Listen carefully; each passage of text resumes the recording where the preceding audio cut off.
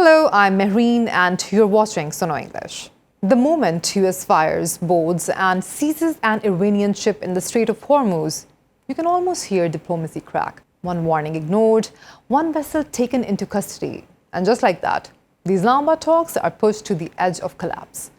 This was supposed to be a negotiation. Instead, it now feels like a test of nerves. Because here is the problem. Negotiations need trust.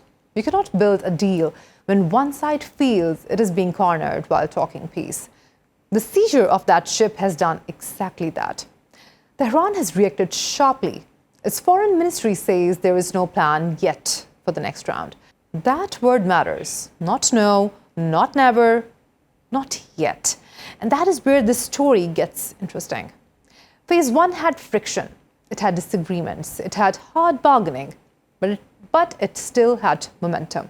Phase 2 is different. This is where emerging problems start creeping in. Not just policy differences, but actions on the ground that threaten to derail the entire process. Washington seems to be leaning harder on the pressure. Tehran is responding with calculated resistance. The gap is no longer just political, it is psychological. But step back for a second because the headlines are louder than the reality. There is still movement, quite deliberate movement. Iran's parliamentary leadership has said negotiations are continuing even while warning that it is ready to take necessary measures. That is not the language of a country walking away. That is the language of a country negotiating from a harder position. The foreign ministry says no decision yet. Again, not a shutdown, a pause, a pressure tactic. At the same time, Islamabad is not going silent. In fact, it is getting busier. Reports suggest teams from the United States are already arriving. Security has tightened. The red zone is sealed. This is not what a dead process looks like. This is what a live negotiation under strain looks like. And right in the middle of this sits Pakistan.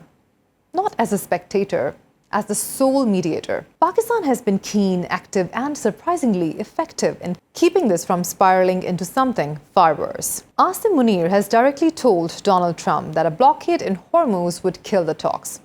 Trump has signaled he's willing to consider that advice. That is not symbolic. That is influence. Pakistan is doing the difficult work, talking to both sides, managing signals, absorbing pressure, keeping the door open when both sides seem ready to slam it shut. But here is the uncomfortable question. How long can one country carry this alone? Because the stakes are not regional anymore. The Strait of Hormuz is a global artery and the world's major powers know it.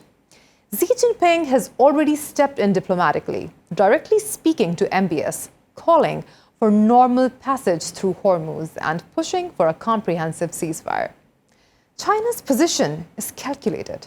It wants stability, uninterrupted energy flows, and a reputation as a responsible power. It supports Iran economically but avoids military entanglement. Clean, careful, strategic.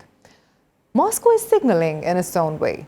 It wants negotiations to continue and is ready to assist if needed. Not leading, not mediating, but watching closely and keeping a hand near the table. This is the moment where these global heavyweights need to move beyond statements. Because Pakistan has kept the process alive.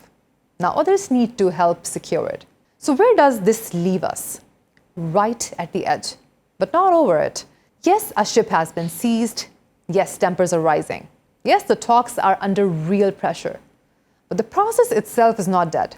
The language coming from Tehran is cautious, not closed. The signals from Washington suggest engagement, not withdrawal.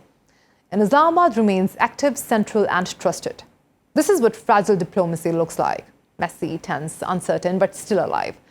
And in a region where things can unravel overnight, that alone is something worth holding on to. Thank you so much. You're watching Suno News.